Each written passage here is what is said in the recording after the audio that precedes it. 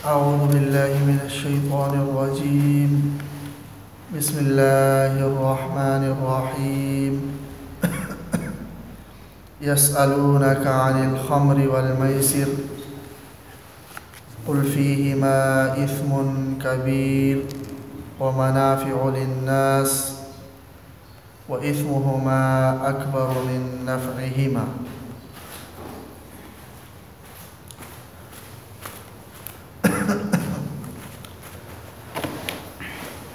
یسألونکا،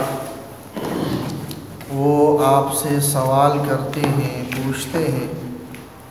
عن الخمر، شراب کے بارے میں، والمیسر، اور جوئے کے بارے میں. شراب اور جوئے کا حکم آپ سے پوچھتے ہیں کہ ان کا کیا حکم. قل، آپ صلی اللہ علیہ وسلم کہہ دیجئے، فیہما، ان دونوں میں یعنی شراب اور جوئے میں، اثم کبیر، بڑا گناہ، ان دونوں میں بڑا گناہ، ومنافع للناس، اور لوگوں کے لیے کچھ فائدے بھی ہیں ان دونوں میں، وَإِثْمُهُمَا، اور ان دونوں کا گناہ، اکبر، زیادہ بڑا ہے، من نفعہما، ان کے نفع سے، ان کے فائدہ سے. شراب کے بارے میں یہ دوسری آیت ہے. شراب چونکہ تدریجاً یعنی سٹیپ بائی سٹیپ اس کے احکامات آئے ہیں، اور اس کی وجہ یہی ہے کہ عرب کے اندر شراب بہت زیادہ پی جاتی تھی، اور وہ شراب کے رسیاں تھے، تو فوری طور پر حکم لگا دینے سے بڑا مسئلہ ہو سکتا تھا ان کے لیے. تو اس لیے اللہ تبارک و تعالیٰ نے تدریجاً شراب کو حرام قرار دیا ہے. اس سلسلے کی پہلی آیت وہ مکہ مکرمہ میں نازل ہوئی تھی. اگرچہ مفسرین اسی آیت کو پہلی قرار دیتے ہیں، لیکن وہ آیت شراب کے سلسلے میں پہلی آیت ہے جو سورہ نحل میں ہے کہ وَمِن ثَمَرَاتِ النَّخِيلِ وَالْأَعْنَابِ تَتَّخِذُونَ مِنْهُ سَكَرًا وَرِزْقًا حَسَنًا. وَمِن ثَمَرَاتِ النَّخِيلِ، کھجور اور انگور کے پھلوں سے تم تتخذون سکرا ورزقا حسنا، تم اس سے نشہ آور چیزیں بھی بناتے ہو اور عمدہ اور اچھی غذا بھی بناتے ہو. یہاں پر نشہ آور کے مقابلے میں یعنی عمدہ کے مقابلے میں نشہ آور لیا ہے. اشارہ اس بات کی طرف کر دیا کہ یہ جو نشے والی چیز ہے یہ رزق حسن نہیں ہے، کوئی عمدہ غذا نہیں. تو اس آیت سے ہی یہ اشارہ دے دیا اللہ تبارک و تعالیٰ نے کہ شراب یہ رزق حسن نہیں، کیونکہ رزق حسن کے مقابلے میں لیا ہے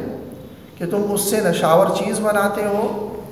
اور رزق حسن یعنی عمدہ رزق بھی بناتے ہو، تو گویا جو نشاور ہے وہ عمدہ نہیں. یہ ایک اشارہ اس کے اندر دے دیا. تو اس آیت کے سننے سے ہی بہت سارے ایسے لوگ جو شراب پینے والے تھے مسلمان، انہوں نے چھوڑ دی تھی. نبی اکرم صلی اللہ علیہ وسلم نے زندگی میں کبھی بھی شراب نہیں پی. آپ صلی اللہ علیہ وسلم کے علاوہ ایسے صحابہ کرام بھی تھے جنہوں نے کبھی شراب نہیں پی تھی، زمانے جاہلیت میں بھی شراب کے قریب نہیں گئے تھے. آپ صلی اللہ علیہ وسلم نے تو ظاہر ہے آگے نبی بننا تھا، تو نبی اکرم صلی اللہ علیہ وسلم کی فطرت ہی ایسی تھی کہ وہ نبی بننے سے پہلے بھی ان جو آگے حرام ہونے والی چیزیں تھیں ان سے آپ صلی اللہ علیہ وسلم بچتے رہے ہیں. شعر و شاعری کی مجلس میں کبھی آپ صلی اللہ علیہ وسلم نہیں گئے، نہ اشعار آپ صلی اللہ علیہ وسلم نے پڑھے. ایک بار کہیں کوئی اس طرح کا واقعہ ہوا تھا اشعار کی کوئی مجلس میں، وہاں پر بھی آپ صلی اللہ علیہ وسلم کو فوراً نیند آ گئی تھی. زمانے جاہلیت میں آپ صلی اللہ علیہ وسلم اس مجلس کے شریک ہی نہیں ہوئے تھے. تو صحابہ کرام میں سے بھی ایسے تھے جو شروع سے ہی اس چیز کو، شراب کو صحیح نہیں سمجھتے تھے. وہ یہی کہتے تھے، ان کا عقلی اعتبار سے ہی وہ سوچتے تھے کہ جو چیز عقل پر پردہ ڈال دے، جو عقل کو خراب کر دے، وہ اچھی چیز نہیں ہو سکتی. بہرحال اس آیت جو سورہ نحل کی آیت ہے، یہ آیت جب نازل ہوئی تو مزید یہ بات ان کے گویا اشارہ ہو گیا، تو ان کو اشارہ ہو گیا تو بہت سارے لوگوں نے وہاں سے بھی چھوڑ دی۔ دوسری یہ آیت ہے کہ جس میں صحابہ کرام نے آپ صلی اللہ علیہ وسلم سے سوال کیا ہے شراب کے بارے میں اور جوئے کے بارے میں۔ اس آیت میں بھی اللہ تبارک و تعالیٰ نے یہ نہیں فرمایا کہ شراب حرام ہے لہٰذا اس کو چھوڑو، مجملاً یہی فرمایا گیا کہ اس میں بڑا گناہ ہے اور لوگوں کے لیے کچھ فائدہ بھی ہے، یعنی ظاہری طور پر دیکھا جائے تو ظاہری طور پر فائدے ہیں، ورنہ طبی اعتبار سے میڈیکلی اعتبار سے تو بہت سارے جو ڈاکٹرز ہیں انہوں نے جو نان مسلمز بھی ہیں یعنی غیر مسلمان ہیں ان کی ریسرچ بھی یہی ہے کہ یہ شراب صحت کے لیے بہت زیادہ نقصان دہ ہے، لیکن ظاہری اعتبار سے تھوڑا سا فائدہ بھی ہے کہ انسان وقتی طور پر تھوڑی سی فرحت محسوس کرتا ہے، لذت محسوس کرتا ہے، اور وقتی طور پر تھوڑا سا یہ کہ قوت محسوس کر لیتا ہے، رنگ تو وقتی طور پر تھوڑا سا صاف اس کا ہو جاتا ہے وغیرہ۔ یہ کچھ ایسے فائدے ہیں کہ جو در حقیقت فائدے نہیں ہیں لیکن ظاہری طور پر۔ تو اس آیت میں یہ کہا کہ ظاہری طور پر کچھ فائدے ہیں لیکن اس میں گناہ کبیر ہے اور اس کا گناہ اس کے فائدے سے زیادہ بڑا ہے۔ تو یہ دوسری آیت ہے جو شراب کے بارے میں نازل ہوئی ہے، اور یہ آیت جب نازل ہوئی تو اس کے بعد بھی بہت سارے صحابہ کرام نے شراب چھوڑ دی تھی، لیکن پھر بھی کچھ صحابہ کرام کا خیال یہی تھا کہ واضح طور پر شراب حرام نہیں ہوئی ہے تو وہ شراب پیتے رہتے تھے۔ تو غرض ایک پھر واقعہ ایک پیش آیا کہ حضرت عبد الرحمن ابن عوف رضی اللہ تعالیٰ عنہ کے ہاں دعوت تھی اور اس میں بڑے صحابہ کرام مدعو تھے، اور کھانے کے بعد شراب پیش کی گئی، شراب پی گئی۔ مغرب کا وقت ہوا تو مغرب کی نماز کے لیے وہ صحابہ میں سے ایک آگے ہو گئے، سورہ کافرون کی تلاوت کی تو اس میں وہ غلط پڑھی، سورہ کافرون قل یا ایھا الکافرون اعبد ما تعبدون پڑھا، لا اعبد ما تعبدون کے بجائے لا اعبد کا معنی ہم عبادت نہیں کرتے ہیں کافرون جس کی تم عبادت، اور اعبد ما تعبدون کا معنی ہم عبادت کرتے ہیں جس کی تم عبادت۔ تو یہ غلطی ہو گئی، اور آپ صلی اللہ علیہ وسلم کے سامنے جب اس کا ذکر ہوا تو پھر سورہ نساء کی ایک آیت نازل ہوئی جس میں اللہ تبارک و تعالی نے فرمایا یا ایھا الذین آمنوا لا تقربوا الصلاۃ وانتم سکارى، کہ نماز کے قریب نہ جاؤ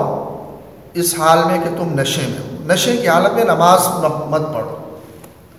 تو یہ تیسری آیت ہے جو شراب کے بارے میں ہے کہ جس میں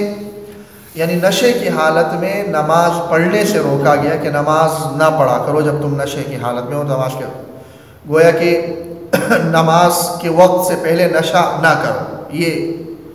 تو یہ آیت نازل ہوئی تو اس سے بھی بہت سارے صحابہ کرام کو تنبیہ ہو گئی کہ اگر یہ اچھی چیز ہوتی تو نماز سے پہلے یہ منع نہ ہوتی،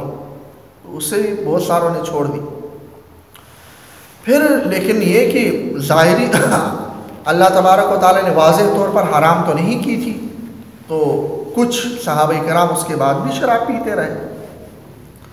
تو ایک واقعہ پیش آیا دوسرا، وہ یہ تھا کہ عتبان بن مالک رضی اللہ تعالی عنہ ان کے ہاں دعوت تھی، اور اس میں حضرت سعد بن ابی وقاص رضی اللہ تعالی عنہ وہ بھی موجود تھے۔ وہاں دعوت تھی اور کھانے کے بعد وہی شراب پیش کی گئی، اور اس کے بعد ان کی محفل جمی شعر و شاعری کی۔ تو اس شعر و شاعری میں پھر کچھ فخر و مباحات تک بات چلی گئی کہ ہمارے آباء و اجداد یہ تھے اشعار کی صورت میں۔ حضرت سعد بن ابی وقاص رضی اللہ تعالیٰ عنہ نے کچھ ایسے اشعار پڑھے جس میں انصار کی کچھ حجر تھی اور کچھ ان کے بڑوں کی یعنی آباء و اجداد کی کچھ برائی تھی یا ان کی قوم کی کچھ برائی تھی۔ تو اس سے ایک انصاری نوجوان کو غصہ آیا اور اس نے ایک اونٹ کے جبڑے کی ایک ہڈی تھی، وہ ہڈی حضرت سعد بن ابی وقاص رضی اللہ تعالیٰ عنہ کے سر پر مار جس سے وہ سخت زخمی ہو گئے۔ جب آپ صلی اللہ علیہ وسلم کے پاس اس واقعے کا ذکر ہوا تو نبی اکرم صلی اللہ علیہ وسلم نے پھر دعا کی اللہم بین لنا فی الخمر بیانا شافیا، اے اللہ شراب کے بارے میں ہمیں واضح حکم سے آگاہ کر دیں کہ یہ کیا ہے، حرام ہے اعلیٰ۔ تو پھر اس کے بعد سورہ مائدہ کی آیت نازل ہوئی جو اس سلسلے کی چوتھی 2 آیات ہیں، چوتھا مرتبہ ہے اس کا، جس میں واضح طور پر شراب کو حرام قرار دے دیا گیا کہ انما الخمر والمیسر والانصاب والازلام رجس، یہ گندگی ہے، من عمل الشیطان، شیطانی عمل ہے، فاجتنبوہ، لہذا اس سے تم بچو۔ تو یہ واضح تھی اور اس کو گندگی قرار دیا گیا، اور پھر یہ آخری آیت ہے، اور اس کے بعد شراب کو علی الاعلان حرام قرار دیا گیا، اور نبی اکرم صلی اللہ علیہ وسلم نے اعلان کیا کہ شراب حرام قرار دی گئی ہے، لہٰذا جس کے پاس شراب ہیں وہ فلاں جگہ پر جمع کر دے۔ جب یہ اعلان ہوا تو چونکہ ایک بیک گراؤنڈ پہلے سے ہی تیار ہو چکا تھا، ایک ذہن سازی پہلے سے ہی ہو چکی تھی، کئی سالوں کی ایک ذہن سازی تھی۔ یہی اسلامی قوانین کی ایک خوبی ہے کہ دنیاوی قوانین میں یہی ہوتا ہے کہ کوئی قانون بنائی جاتی ہے، اس کے لیے ایک ذہن سازی نہیں کی جاتی، لیکن قرآن کا اسلوب یہ ہے کہ ایک ذہن سازی کی جاتی ہے۔ لیکن پچھلے دنوں میں نے پڑھا خبر میں کہ نیوزی لینڈ کی گورنمنٹ نے یہ فیصلہ کیا ہے کہ 2009 اور اس کے بعد جو بچے پیدا ہوئے ہیں ان کے لیے قانون بنا ہے کہ ان کے لیے اسموکنگ کو، سگریٹ نوشی کو انہوں نے بین کر دیا ہے، اور کوئی بھی دکاندار، کوئی بھی شاپ کیپر جو ہے نا 2009 اور اس کے بعد پیدا ہونے والے بچے کو یا بڑے کو جو آگے جا کر بڑے ہوں گے ان کو جو ہے نا وہ فروغ ہوا کہ آئندہ نسل کے لیے ابھی سے انہوں نے ایک قانون سازی کر لی۔ یہ بھی کئی تجربات کے بعد وہ اس نتیجے پر پہنچے جو رب تعالیٰ کا ایک اسلوب ہے کہ قانون کس سے، وغیرہ اس سے پہلے کئی قوانین ایسے ان ممالک نے بھی جو ترقی یافتہ ممالک کہلاتے ہیں، انہوں نے ایسے کئی قوانین بنا دیے، لیکن یہ کہ وہ قوانین وہ نہیں ہوئے، کامیاب نہیں ہوئے۔ اس کی وجہ یہی تھی کہ ان کی کوئی ذہن سازی نہیں تھی۔ تو بہرحال اللہ تبارک و تعالیٰ نے شراب کے حوالے سے گویا ایک پوری ذہن سازی کی تھی، ایک ماحول تیار کیا تھا۔ جب منادی نے اعلان کر دیا تو سارے صحابہ کرام نے اپنے پاس موجود ساری کی ساری شراب ضائع کر دی۔ حضرت انس رضی اللہ تعالیٰ عنہ فرما رہے کہ میں اس وقت بھی ساقی تھا ایک دعوت میں، اور اس دعوت میں حضرت ابو طلحہ رضی اللہ تعالیٰ عنہ، حضرت ابو عبیدہ بن جراح رضی اللہ تعالیٰ عنہ، حضرت ابی بن کعب رضی اللہ تعالیٰ عنہ، یہ صحابہ کرام اس میں موجود تھے، اور میں ان کو شراب پلا رہا تھا، میں جگ تھا یا جو بھی برتن تھا اس میں شراب تھی میرے۔ تو جیسے ہی اعلان ہوا تو ہم سب جس کے ہاتھ میں جو بھی برتن تھا وہ اس میں گرا دیا، اور گھروں میں جو جو شراب تھی وہ گرا دی۔ آپ صلی اللہ علیہ وسلم نے فرمایا کہ جس کے بعد جو شراب وہ فلاں جگہ پر جمع کر دو۔ تو فوراً جنہوں نے گرانی تھی گھروں میں وہ تو گرا دی، صرف جو تجارتی غرض سے موجود تھی بازاروں میں وہ لا کر انہوں نے پھر جس جگہ کا آپ صلی اللہ علیہ وسلم نے بتایا تھا وہاں پر جمع کر دی گئی، اور آپ صلی اللہ علیہ وسلم گئے اور ان مٹکوں کو توڑ دیا وہاں پر۔ بلکہ ایک صحابی کا واقعہ ہے کہ جو شام گئے ہوئے تھے اور شراب کی تجارت کی نیت سے، اور وہاں سے شراب خرید کر لے آئے اور مدینہ منورہ میں بیچ دیں، ساری جمع پونجی اس نے اس میں لگائی ہوئی تھی، انویسٹ کی ہوئی تھی۔ مدینہ منورہ پہنچے تو انہیں اسے خبر ملی کہ شراب حرام ہو گئی ہے، اور وہ ایک ٹیلے پر شراب وہ رکھ کر آپ صلی اللہ علیہ وسلم کے پاس آیا اور فرمایا کہ میرا جو سارا مال ہے جس میں میرا سارا لگایا ہوا ہے وہ وہاں پر ہے، کیا حکم ہے؟ آپ صلی اللہ علیہ وسلم نے کہا کہ اس کو گرا دو۔ تو گویا کہ حکم ملنا تھا، اور شراب ایسی گرا دی گئی کہ مدینہ منورہ میں روایات میں آتا ہے کہ جیسے بارش کے بعد پانی بہہ رہا ہو اس طرح شراب بہہ رہی ہوتی تھی، اور کئی عرصے بعد تک مدینہ منورہ کی زمین کو جب کھودا جاتا تھا تو اس سے جو ہے نا شراب کی بدبو آتی تھی۔ تو یہ تھا صحابہ کرام کا نبی اکرم صلی اللہ علیہ وسلم کی اور اللہ تبارک و تعالیٰ کی احکامات کی اتباع کرنا، کہ ادھر حکم آ گیا وہاں اتباع کر لی۔ تو بہرحال یہ آیت اس سلسلے میں دوسری آیت ہے جس میں اللہ تبارک و تعالیٰ نے شراب کے حوالے سے محض یہی کہا گیا کہ یہ غلط چیز ہے، اور اس حوالے سے لیکن کچھ فوائد بھی ہیں۔ پھر نبی اکرم صلی اللہ علیہ وسلم نے جب یہ حرام ہوئی ہے تو اس کی سخت قسم کی نبی اکرم صلی اللہ علیہ وسلم نے شناعت بیان کی اور حرمت بیان کی، اس کو ام الخبائث قرار دیا، ام الفواحش قرار دے دیا۔ اور ایک حدیث میں نبی اکرم صلی اللہ علیہ وسلم نے فرمایا کہ شراب نچوڑنے والے پر بھی لعنت ہے، پینے والے پر بھی لعنت ہے، پلانے والے پر بھی لعنت ہے، لاد کر لانے والے پر بھی لعنت ہے، بنانے والے پر بھی لعنت ہے، جس کے لیے لایا جائے اس پر بھی لعنت ہے، فروخت کرنے والے پر بھی لعنت ہے، خریدنے والے پر بھی لعنت ہے، اور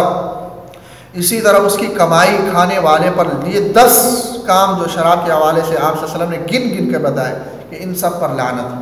تو آپ صلی اللہ علیہ وسلم نے پھر سخت شناعت بیان کی اور سخت قسم کا اس حوالے سے حکم آپ صلی اللہ علیہ وسلم نے دیا کہ آج کے بعد کوئی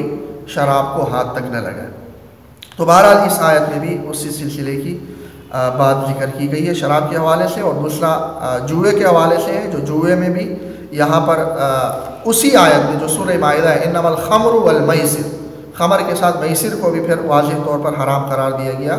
جوا اور جوئے کی جو بھی قسم ہے وہ سب حرام۔ اللہ تعالیٰ